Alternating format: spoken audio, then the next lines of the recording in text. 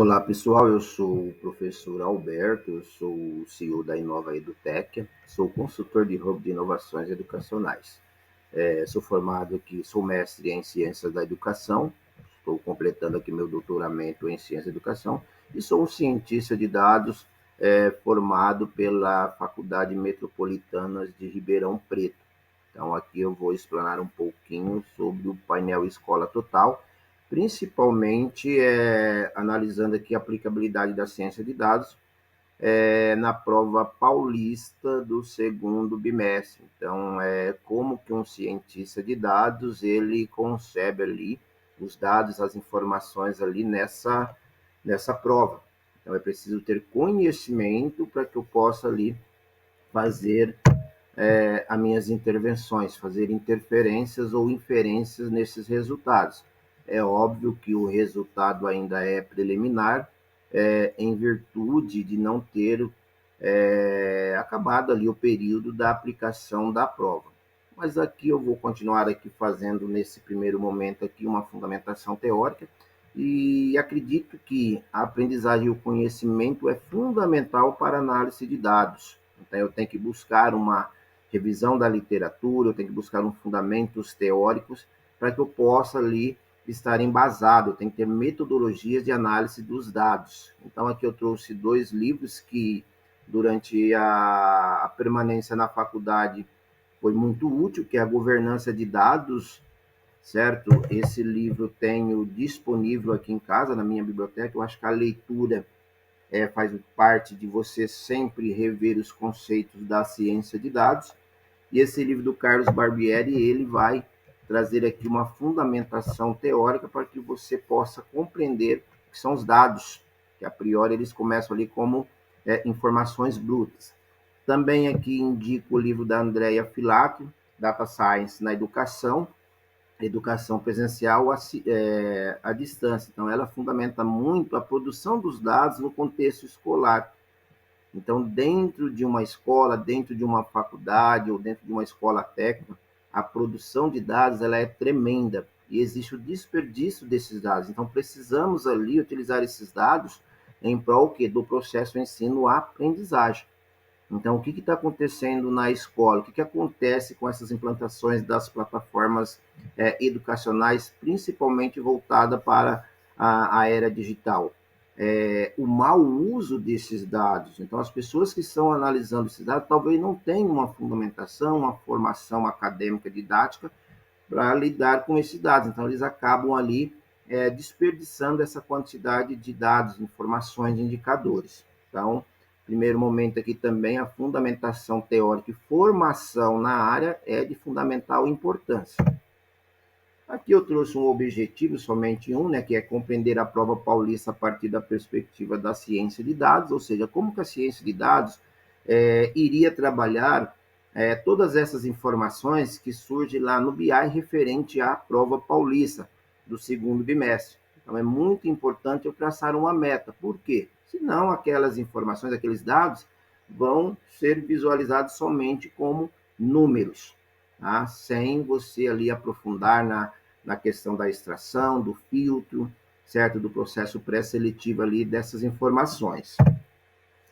Trouxe aqui rapidamente para passar para vocês o processo de mineração de dados e a funcionalidade dele em 5 passos. Então, quais são esses 5 passos dentro da ciência de dados, quando ali o cientista de dados precisa fazer a mineração desses dados, extrair aquilo que ele vai aproveitar para fazer o processamento. Então, primeiro ele tem que compreender esses dados, como que esses dados foram produzidos, qual o período, vamos falar assim, início desses dados, ou seja, eles foram produzidos na internet, foram produzidos com provas ali presenciais, provas impressas, então ele tem que compreender esses dados, senão ele acaba se perdendo na avalanche dessas informações.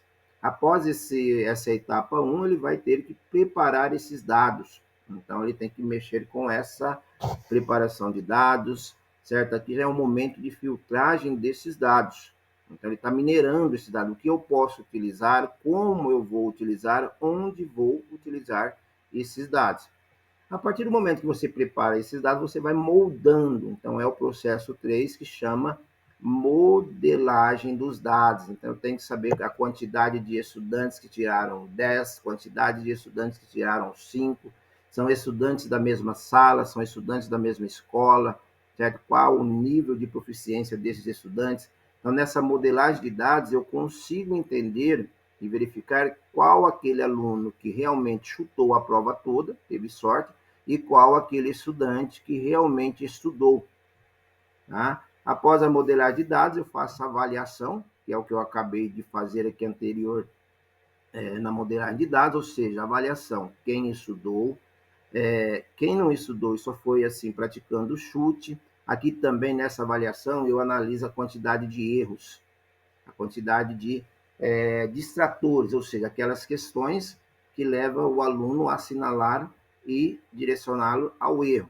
Então, esse processo de avaliação, que é o quarto momento aqui, ou seja, o quarto passo, ajuda a compreender o problema de uma forma micro e uma forma macro. Então, eu realizando dentro da escola, numa análise de uma prova, seja a prova paulista ou qualquer outra prova aplicável aos estudantes, utilizando esses 5 passos, eu estou fazendo o processo de mineração de dados, que é uma das categorias da ciência de dados.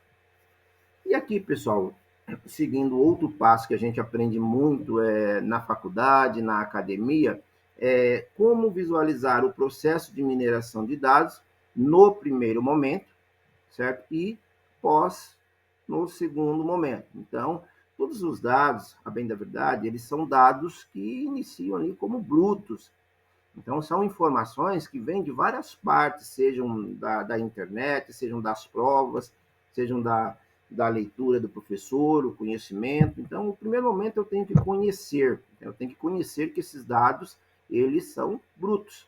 Eles precisam ali de uma interpretação de um analista. Pode ser o professor, pode ser o gestor, diretor, o dirigente. Então, eu preciso conhecer esses dados de forma micro e de forma macro, como que eles foram produzidos.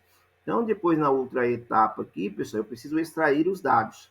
Então, eu preciso selecionar quais são esses dados bons, quais os dados ali são dados ruins, que vão ali produzir ruídos de informações. A gente tem que tomar muito cuidado com os ruídos de informações dentro do contexto escolar. Então, após eu extrair os dados, eu vou ali filtrar esses dados, selecionar. Aqui eu já vou para uma análise que tenho que padronizar a quantidade de estudantes com médias satisfatórias, a quantidade de estudantes com médias insatisfatórias, quais as atividades, ou melhor, quais as questões houve o maior número de erros. Então, eu estou fazendo o quê? Um filtro padronizando. Esse maior número de erros está relacionado com algo que o professor trabalhou ou não, certo? Se o professor trabalhou esses dados, de que forma foi essa abordagem didática pedagógica? Então, no primeiro momento, eu tenho que ter um conhecimento profundo de que todas as informações a priori, ou seja, os dados, eles chegam de forma bruta para o seu analisador. Então, tem que ter muito estudo dessas informações. Depois, partindo para o segundo momento, aqui eu já estou analisando os resultados propriamente dito da prova paulista. No caso aqui, estamos analisando esse objeto de conhecimento, a prova paulista. Então, no segundo momento, eu tenho que saber que aqueles dados eles foram produzidos e são dados brutos. Então, se eles são dados brutos, eu tenho que partir para uma etapa que chama de seleção e limpeza. Então, eu tenho que tirar ali, fazer um filtro, limpeza dos ruídos, das informações que não serão úteis ali para o analisador. No caso aqui, o professor. Então, esses dados, eles são dados alvos. Então, quais são os dados alvos na prova paulista? O estudante que gabaritou, tirou ali, acertou ali 100% da prova, ou os estudantes que não conseguiram resultado satisfatório. Caso a ciência de dados, pessoal, ela prioriza todos os dados fornecidos para o analista. Porém, os dados ali, a prioridade é em cima dos dados vermelhos. Que são os dados vermelhos? Aqueles dados, aquelas informações que não atingiu o objetivo. Qual é o objetivo de uma prova, pessoal, para o cientista de dados? que todos sejam felizes e tenham resultados satisfatórios. Então, essa seleção e limpeza, ela trabalha muito com os dados alvo, que é o quê? Os dados abaixo daquela média traçada ali pela prova. Então, eu vou atrás dos dados vermelhos, aqueles estudantes que não conseguiram os resultados ali, é suficiente, ok? Depois dessa outra etapa aqui são as regras e padrões. Então, eu começo a modelar aqueles estudantes que não conseguiram dados suficientes ali para a média. Então, como que eu vou modelar? Então, aqui eu já começo a ter regras e padrões. Se eu fugir das regras e padrões, eu começo ali a ter lacunas que não conseguirei preencher. Então, por exemplo, modelagem são estudantes com níveis de proficiência semelhantes, são estudantes da mesma turma. Um exemplo, são estudantes do sétimo A, são estudantes, eu tenho estudantes do sétimo A, mas eu tenho também estudantes da turma do sétimo D. Então, eu tenho que modelar e começar a traçar esses padrões. Após essa penúltima etapa, eu vou para o processo de interpretativo e avaliativo. Então, chegando aqui no resultado, eu faço a interpretação e avaliação e vou produzir o conhecimento. A produção do conhecimento ela está relacionada com eu apliquei o conteúdo dado na sala de aula, conteúdo desenvolvido, desdobrado, mas os estudantes, mesmo assim, não conseguiram atingir o objetivo esperado pelo professor. Então, a partir dessa interpretação e avaliação, eu já começo com ações assertivas para o próximo momento. Qual é esse próximo momento? É o momento da recuperação, é o momento de preparar esses estudantes para a próxima prova paulista.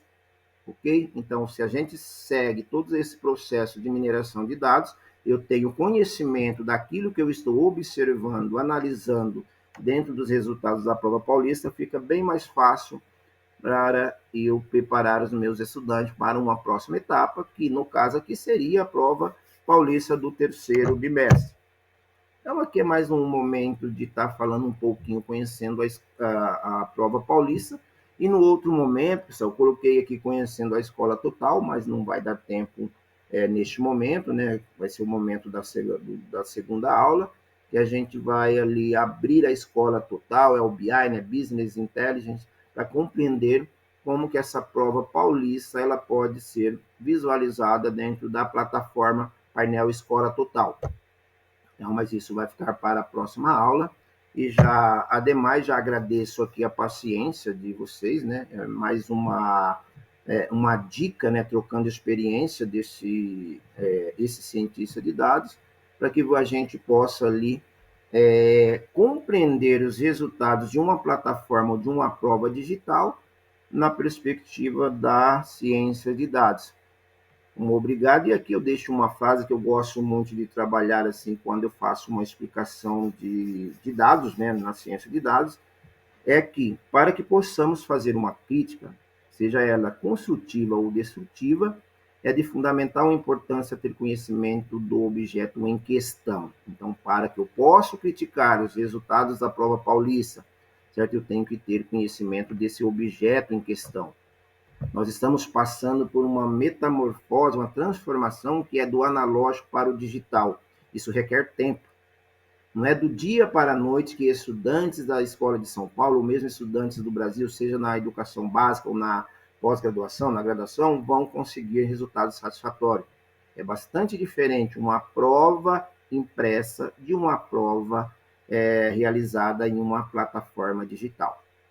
É mais aqui um comentário deste professor, é mais aqui uma dica de cientista de dados, e até o nosso próximo encontro, nossa próxima aula, e a gente vai ali analisar a prova paulista no contexto da escola total, no contexto do BI.